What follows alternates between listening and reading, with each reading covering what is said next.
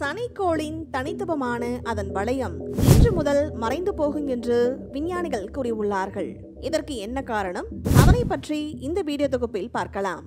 சனிக்கோளின் தனித்துவமான அதன் வளையம் இன்று முதல் மறைந்து போகும் என்று தெரிவிக்கப்பட்டுள்ளது.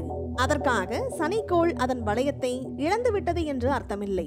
அடுத்த சில மாதங்களுக்கு சனிக்கோளின் வளையம் பூமியிலிருந்து தென்படாது. நவம்பர் மாதம் வரை இதே நிலை இருக்கும் எனவும் அதன் பிறகே சனிக்கோளின் வளையம் மீண்டும் தென்பட தொடங்கும் என்றும் விஞ்ஞானிகள் கூறியுள்ளார்கள். சூரிய குடும்பத்தில் 6வதாக உள்ள கோள் சனிக்கோள். சனி கிரகம் என்றதுமே அதன் வளையம்தான் நம் நினைவிற்கு வரும். சூரிய குடும்பத்தில் வியாழனுக்கு அடுத்தபடியாக பெரிய கிரகமாக சனி கிரகம் உள்ளது. இது சூரியனை ஒரு முறை சுற்றி முடிக்க 29.5 ஆண்டுகள் எடுத்துக்கொள்கிறது. சனிக்கோளின் வளையங்கள் தொலைநோக்கிகள் மூலம் பார்க்கும்போது ஒரு அற்புதமான காட்சியாக தெரியும். இவை பனிக்கட்டி துகள்கள், பாறைகள் மற்றும் தூசிகளால் ஆனவை. இந்த கிரகத்திலிருந்து பல லட்சம் கிலோமீட்டர் தூரம் வரை இவை பரவி உள்ளன. சனி கிரகத்தின் வளையங்கள் இந்த கோளின் ஈர்ப்பு விசை மற்றும் அதன் நிலவுகளால் நிலைநிறுத்தப்படுகின்றன. பல ஆண்டுகளாக விஞ்ஞானிகள் சனி கிரகத்தின் வளையங்களை பற்றி பல ஆய்வுகள் செய்துள்ளார்கள். இந்த சனிக்கோள் சூரியனை சுற்றி வரும்போது அதன் அச்சின் சாய்வு காரணமாக நம் பூமியிலிருந்து பார்க்கும்போது அதன் வளையங்கள் வெவ்வேறு கோணங்களில் தெரியும். ஒவ்வொரு 13.7 முதல் 15.7 வருடங்களுக்கு ஒரு முறை சனி கிரகத்தின் வளையங்கள் பூமியிலிருந்து பார்க்கும்போது மிக மெல்லியதாக தெரியுமாம். இந்த நிகழ்வு எட்ஜான் நிகழ்வு என்று அழைக்கப்படுகிறது. இந்த சமயத்தில் வளையங்கள் கிட்டத்தட்ட மறைந்தது போல தோன்றுமாம். இது ஒளியியல் விளைவு காரணமாக நடக்கிறது என்று கூறுகிறார்கள். சனி கிரகத்தில் உள்ள இந்த வளையங்கள் சனியின் பூமத்திய ரேகைக்கு மேல் சுமார் 6630 கிலோமீட்டரிலிருந்து 1,20,700 கிலோமீட்டர் வரை உள்ளது. மேலும் சனி கிரகத்தின் இந்த வளையம் பூமியின் பார்வையிலிருந்து தற்காலிகமாக இன்றிலிருந்து மறைய உள்ளது. அதாவது வளையத்தின் தடிமனான வளையங்கள் நம் பூமியை நோக்கி வருவதால் அதன் வளையங்கள் இன்று பார்வையிலிருந்து மறைவது போல தெரிகிறது. இதற்கு முன்பாக இந்த அரிய வானியல் நிகழ்வு 2009ஆம் ஆண்டு நடைபெற்றது என்று கூறுகிறார்கள். நம் பூமியைப் போல சனியின் அச்சும் 26.73 டிகிரி கோணம் சரிந்துள்ளது. பூமியுடன் ஒப்பிடுகையில் சனி கிரகத்தின் சாய்வு கோணம் சற்று மாறுகிறது.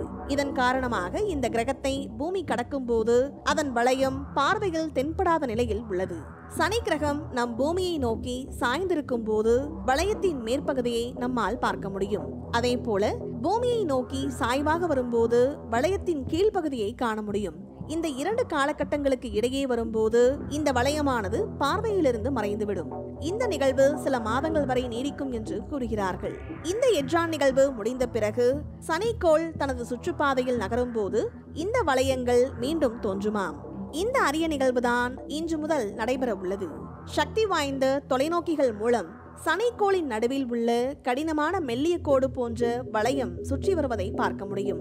அர்ஜென்டினா, சிலி, தென்னாப்பிரிக்கா, ஆஸ்திரேலியா, நியூசிலாந்தின் சில பகுதிகளிலிருந்து இந்த சனிக்கோளை வளையம் இல்லாமல் பார்க்க முடியும் என்று விஞ்ஞானிகள் கூறியுள்ளார்கள்.